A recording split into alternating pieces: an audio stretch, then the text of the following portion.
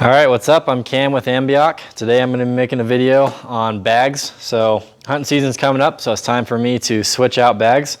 I got two Mystery Ranch bags that are going to be swappable with this frame. So today I'm going to switch out from the Pintler that I've been using for spring and summer. And now I'm going to be putting on the Marshall bag onto my frame to get ready for hunting season here in the fall. So keep watching and we'll get going.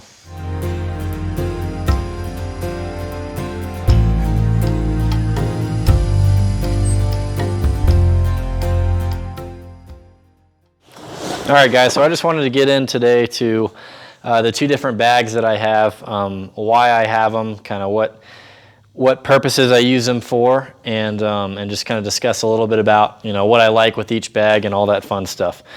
So I've been rocking the Pintler for several months now. So again, these are both from Mystery Ranch. Mystery Ranch is one of the top tier lines of packs. They've been around for quite a while. They have awesome hunting packs, and they also make bags for military, law enforcement, as well as wildland fire. So it's pretty slick. They definitely know what they're doing. I think they make a great product. So the Pintler I have for kind of more of like a shed hunting and summer one night type backpacking thing, right? So I put this bag on my pack come like late January to February, and that's about the time here in Colorado that deer start dropping their horns and all that fun stuff. So I throw this bag on, and the reason for that is this Marshall is huge, and I'm going to get into the specs in just a minute, but this Marshall is huge, and once it's shed hunting season, especially once it gets warmer, I'm not carrying a bunch of extra stuff with me. I'm kind of covering a lot of ground. I'm hiking, so I'm staying pretty warm. And all I really have with me is a few snacks. I'm not sleeping usually or anything like that. I'm usually not staying the night or anything like that. Usually I'm just kind of day shed hunting. So this just becomes kind of a big floppy mess, right? So that's why I like to use the Pintler for that. It's got plenty of little straps and ways for me to secure the horns on it, but I don't have a big mess of extra bag there. So as far as specs goes, the Pintler is going to run you about $450. It's, according to their website, it's 2,355 cubic inches, which ends up coming right underneath 40 liters, about 39 liters, which, depending on who you talk to, some folks will kind of be of the opinion that that's decent size, medium sized backpack. For me and what I do, especially hunting, I consider this to be pretty small. So, which is not necessarily a bad thing, but it just it has its place, and it's something that you need to factor in, especially if you're planning on using it for backpack hunting and maybe even like multi-day hunts. I would highly not recommend this bag. And the reason is it's just not big enough. It's a great bag. It's great for like one-nighters, maybe two-nighters. But if you're pushing into 3-4 night hunts, and especially if you're kind of getting into rifle season hunts and some of the later season hunts when it's colder, all your gear, it's just going to take up way too much space, and you're just going to find yourself running out of room and frustrated. And I think a pretty good amount of folks kind of do themselves that disservice. They get all excited and they spend this big chunk of money on a nice bag. They spend $500 on a bag, and then they wish that it was bigger, right? And that's kind of one of the last things that we want to do. So depending on what you're using it for, this can be a great bag, but you got to kind of be really aware of that and be aware of its limitations, right? It also doesn't really have a whole lot of pouches and stuff on the outside, right? It's got 2 zipper pockets on the top here where I like to put, toilet paper and a little thing of sunscreen, toothbrush, headlamp, all that good stuff, which is great, but still, that's not a whole lot. This Marshall's got 2 big torpedo pouches that run on the front, and it's got all this extra room, which really helps come hunting season. And the other thing about this guy is it doesn't really have a great place or a great way to secure all your sleeping gear, right? So all your sleeping gear is basically going on the outside. You can stuff it on the inside, but it's going to take up half your bag. So when it comes to sleeping bag and pad, all that good stuff, tent, you're stacking that stuff up, and maybe even on the outside here. And it's just makes things that much more challenging to get everything kind of secured, especially when you have the bag already full, if that makes sense. So what I'm going to do is I only do this about once a year. So I'll be kind of remembering as you go along with me, but hopefully this video might kind of help you too to see how this is exactly done. So we've got 4 buckles on each side. These 2 are already undone. So we're going to undo those. And also what you can kind of do is you can kind of just look and see where the connections are to the actual frame, and that's going to kind of tell you what you need to undo. So these load lifters here at the top of the straps, we're going to have to take those off, and the reason for that is this bag needs to slide up off of the top handle of the frame, and that's not going to happen unless you take these straps, these load lifting straps, away from the frame. So we're going to undo these guys really quick. And then what we're going to be able to do is take the bag, which I probably should be doing this with the thing empty, but that's okay, and do one of those. So now, got my Camelback straw there still. Now the only thing that we have left here to separate the bag from the frame is this, where you put the quarter on. Gosh, I'm sorry, the load shelf, I'm sorry. So the load shelf kind of just connects to the frame like that, and basically the idea, which I think is great, is that you can basically separate the bag from the frame, put a quarter in between on this load shelf in between the frame and the bag, and then run your straps to it, and that way you're not having to put a bloody, dirty mess of a quarter inside your actual bag with all your other gear and stuff. You can kind of keep it separate, which is super cool.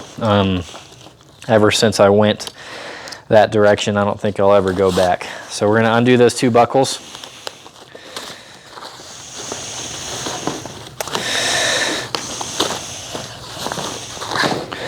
And whoops, we got 2 more.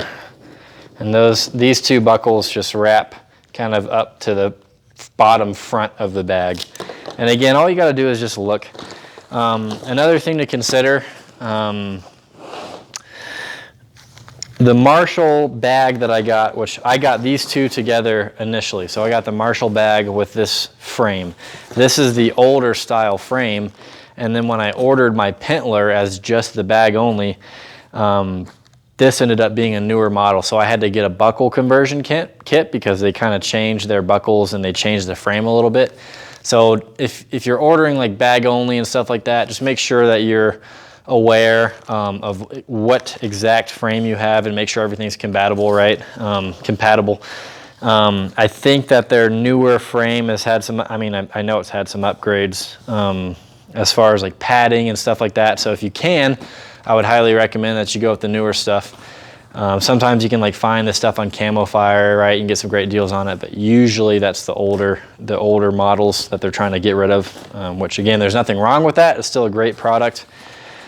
But if you're gonna spend the money, you know, as far as like saving $100 or whatever, I would highly recommend that you just go with the upgraded stuff, and then you're gonna have kind of the latest tech. It's gonna be more comfortable, all that fun stuff. So let me get back into these specs. So again, the Pentler was just under 40 liters and it's like 5.7 pounds. The Marshall is gonna run you about $100 more, and it is sitting at 105 liters. And it's 7.1 pounds. So that is 2.5, it's almost 3 times the size. It's about 2.5 times the size, which makes a huge difference. I mean, it's unbelievable. And when I come to elk season, when I'm hunting, you know, first or second rifle, which is like mid to late October here in Colorado, and I'm hunting at about 12,000 feet, 11 to 12,000 feet. You know, I've got bulky clothes, warm stuff, sleeping gear. I might have a spotting scope with me, all that stuff. So I need a ton of room for all my gear. And the last thing that I personally want is to feel like I don't have enough room. So this bag is huge. It's 105 liters, and I fill it all the way up every time. So that's, again, you know, one thing to be considering when you're hunting and maybe you're picking out a pack or whatever is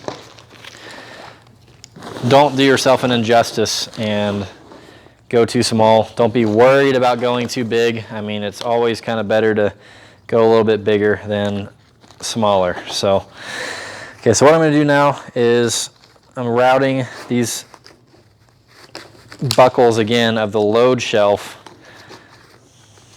to where they go on the inside of the frame. So there you can see that load shelf is now attached and sitting there. And so then we're going to attach these guys just like we did before. Where are they? I'm going to attach this top, or detach this top bag for just a second. So these guys came up like that, and we're probably going to need to loosen them. So one thing that I really like about the Marshall is the Marshall has kind of like this dedicated compartment in the bottom that has a separation little shelf or whatever you want to call it between the rest of the bag where you can put your sleeping gear. So I can put, my sleeping bag. Usually I go like sleeping bag, maybe a little pillow, and bivy sack is about what I can get in there. Definitely sleeping bag always goes in there. And the nice thing about that is if it's raining a little bit, not if it's pouring, but if it's drizzling or whatever, I'm not worried about my sleeping bag being up top here, and I'm not even really worried about putting a pack cover over. I know that my sleeping bag is going to stay nice and dry, and it, again, just keeps it away from everything, and you can access it separately, right? So if I get to camp and I don't want to just tear apart this pack to get my sleeping gear out or whatever, I can just access from here, rip it open, take out my sleeping bag and all that stuff, and start letting my pad inflate or whatever while I maybe access just the top of this to pull out a dehydrated meal and get ready to make dinner, right? Okay, so those are done. I believe that these two need to connect like so. And then we've got our side buckles. Same thing, right? There's 4 of them. So 2 on each side. And, we typically, all these are obviously adjustable, and you're basically going to go off of how much stuff you got in your bag, right? Because you want everything to be kind of tight and, not constricted, but you want everything to be not wiggling and moving around on you like it would if it's empty. But you also you don't want to limit yourself. So these, if you need more room even, you can loosen these straps on the side, and that will kind of let the bag expand a little bit more. And another cool thing you can do with these side straps is, like what I'll do is, if I'm taking my spotting scope and my tripod with me, on the one side of the bag, I'll put the bottom of the tripod in this kind of cup holder deal, and then I'll open these side straps and run the tripod along the side of the bag, and then I'll use these 2 side straps to kind of secure it there, which is a nice way to hold that where you want it. Okay, so as you can see, this bag is way bigger. So it's got these awesome, nice long torpedo pouches on the front, and kind of the same thing with those. The really nice thing is they're very accessible. So you can kind of get into those without having to, tear the rest of your bag apart or whatever. So I might throw some snacks in there. I like having a water filter in there. So if I'm hiking along and find that I need some extra water or whatever, I can access that water filter once I get to a stream without, again, having to tear everything else apart. These are the load lifters for the bag. So these are going to kind of hold your bag up. We need to run these straps again, same thing. These load lifting straps are going to go back now that we have the bag. Whoops, getting ahead of myself. I need to slide the handle of this guy first. And what's holding me? I think I got to undo these side straps first.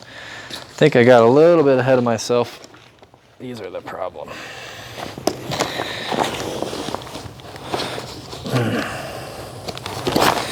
Okay.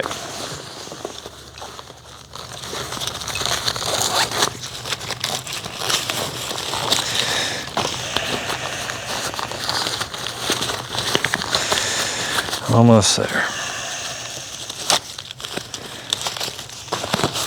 Okay. So there we go. So as you see, the bag itself kind of has a handle, and then the frame has a handle. So the bag's handle needs to slide over that frame. Then everything should be sitting where it needs to and should be lined up so that we can attach our side buckles, attach our load lifting straps, all that cool stuff.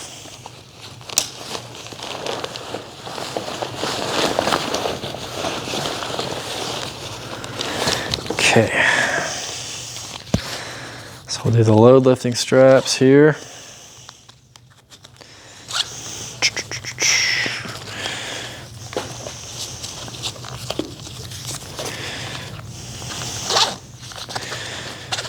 And that's pretty much it. There will be a couple other little adjustments. I'm gonna have to probably switch this strap out because that's part of that buckle conversion kit that I was talking about. So this strap that goes over the front is going to be a little bit different, and then I'll probably want to kind of stink with these a little bit. So these do work, so I can just leave these. And so these just kind of run over the top, you know, so if you have, again, like sleeping gear or stuff like that on top, you can run that over the top and buckle these like that. And then this is the lid. I think you have to choose this as an option, but it might come standard with the Marshall. Can't really remember. And it's a great option to have. It's just that much more room, and the nice thing is, you know, if you have like a sleeping pad across the top or whatever, you can secure that by running this lid over the top of it and then attaching the lid at this point right here. And as you can see, it looks a little goofy. Let's actually stuff some stuff in there just so you can see what it looks like full.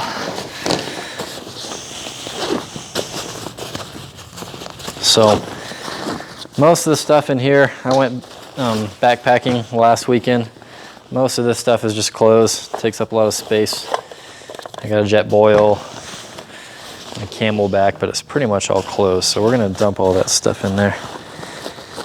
And a tarp, which I like to have a tarp with me pretty much always. That's a great option, like a little kind of 6x8, like a one-man tarp, so if it rains really hard or something, you can hunker down. So what I'll usually do, I was actually talking to a buddy about this the other day,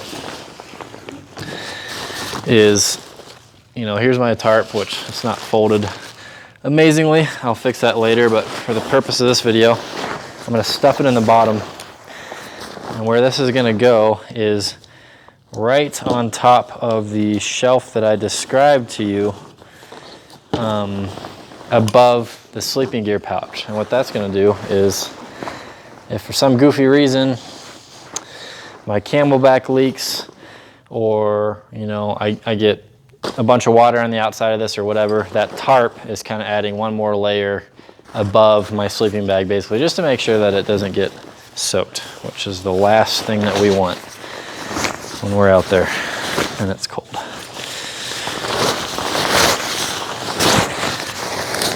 Okay, stuff some more clothes in here, have so much more room. Even last weekend I just did a little one-nighter with some friends and kind of did a little bit of scouting, but it really honestly turned into a mushroom hunting trip, which was really fun. That was actually the first time I've looked for mushrooms before, so that was cool. They were super yummy, but I was totally wishing that I had more room and that I had switched my bag out. So that other bag was totally full. This one still has another foot of room and then some. But at least you can kind of get a little bit of a better idea of what that's going to look like all together. Where's this guy? It really is a great pack though. I've been quite satisfied with this thing, and it's an expensive investment, but it's so worth it. And I've been using it for 4 or 5 years and hope to use it for quite a few more.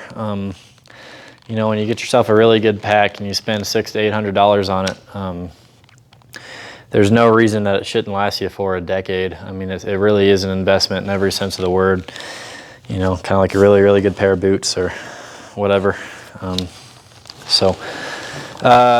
What other features? What do I like to do with this? So what I like to do is on this top lid, and this is just how I like to organize it. It's not how you have to, but just to kind of give you some ideas. On the top lid in the front pouch, I usually put kind of like hunting related little trinkets. So I've got my knife, the Outdoor Edge knife with the replaceable blades, right, for when I'm getting ready to process the animal. I've got a few bags, you know, usually like some Ziploc bags and stuff like that if I need to put something in there. I've got like a little, last year I was just kind of goofing around and playing with this little electric hand warmer that I got in like a stocking forever ago. So I was kind of playing with that, using that a little bit. I've got my cow call, a couple extra bullets for my rifle. I've got some elk piss, which is always great. I found that stuff to be super useful for masking scent. I got a fold-up saw, lens cleaner, and I'll usually have, I don't have it in here now, but usually I'll have like a little wad of paracord, some flagging tape, and maybe kind of a couple other similar things, but you kind of get the idea, right? Like some hunting related stuff. So if I know, I'll have my rangefinder in there. So if there's any of that stuff that I feel like I need to grab pretty quickly, I know where it is. It's in the top pouch, so it's super accessible. I don't have to move anything else or tear anything else apart, and I can get to it pretty quick. And then in the other one, I'll have, again, kind of like the other pack, I'll have more kind of like the personal toiletries. So I'll have like silverware, I'll have some toilet paper, a couple wet wipes, headlamp, what else? Headlamp, I said. Let's see, some extra batteries for the headlamp. Just stuff like that in here too. Same thing, I can access it quickly. I know where it's at. Oh, sunscreen. You know, I know where it's at, and I can get to it pretty quick. Especially, you know, I'm walking to where I'm actually going to sleep, right? So I'm getting to my spot, and maybe it's pretty dark, and I haven't been wearing my headlamp, and I'm ready to go to sleep. So then I know I can just drop my bag, get right to my headlamp,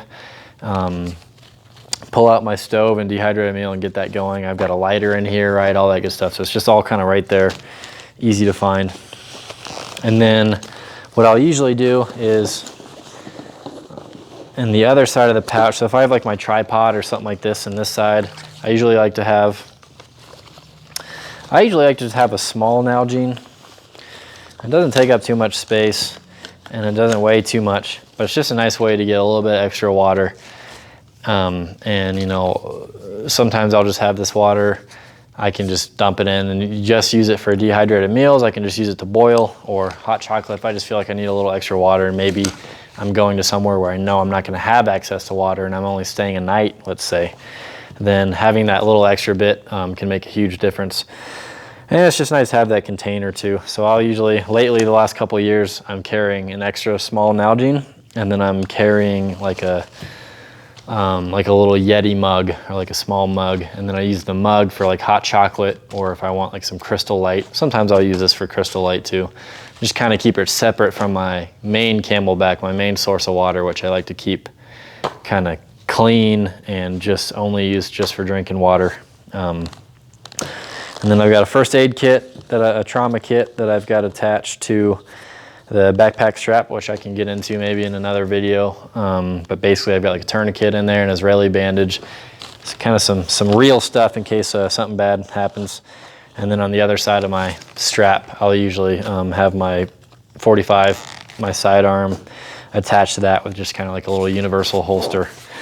So anyways, I know this is kind of just a lot of rambling, right? But hopefully it's kind of an entertaining video, or hopefully at least a little bit informational. These are such great bags. I love Mystery Ranch, but there's a lot of other awesome options too. Stone Glacier is great. Kafaru is great. And I mean, Eberly stock, and they're making more all the time, which is awesome. So the competition in the hunting industry and the gear is just getting better and better, which is so cool. which of course also kind of sucks because then we got to spend more money, right? But that's all right. So hopefully you got a little something out of it. They're both awesome bags. You know, you can kind of set them up however you want. I mean, play with them, you know, especially if you just got the bag. Like, please don't buy the bag and then don't even mess with it until you go out hunting. Like, get home, toy with it, make sure you know how to take it apart and access the load shelf so that when you process your elk or your deer and then you're ready to pack out, you're not wondering how to do that, right? Like, get to know the ins and outs of your bag. It's really going to kind of pay off some dividends, and just having that quality pack, because I used to just rock a little crappy, you know, $100 external frame, you know, one of those ones you can get like Bob Ward's or whatever, and then I would kind of strap some external bags to it, and it was just, you know, pretty rough compared to something like this. I mean, it just makes such a huge difference, and when you're putting all that weight on your back, it's especially for miles, you need all the help you can get. So I'll be pumping out some more videos here. Super excited for hunting season. I hope you guys are too. It's coming in hot. It's crazy. I can't wait here. I think I'm going to be going out. I hope for a little short scouting trip this weekend. We'll see if I get around to it. I've got a lot I got to do around my place. But next weekend, my buddy's going to be doing some archery hunting in this kind of general area. So I'm going to be joining him for that, and I'm definitely going to be taking some video footage of that. So hopefully we can get into them and maybe get some footage of some bugling and hopefully get some footage of some elk up close. So super excited for that, but hope you guys enjoyed, and can't wait to see you on the next one.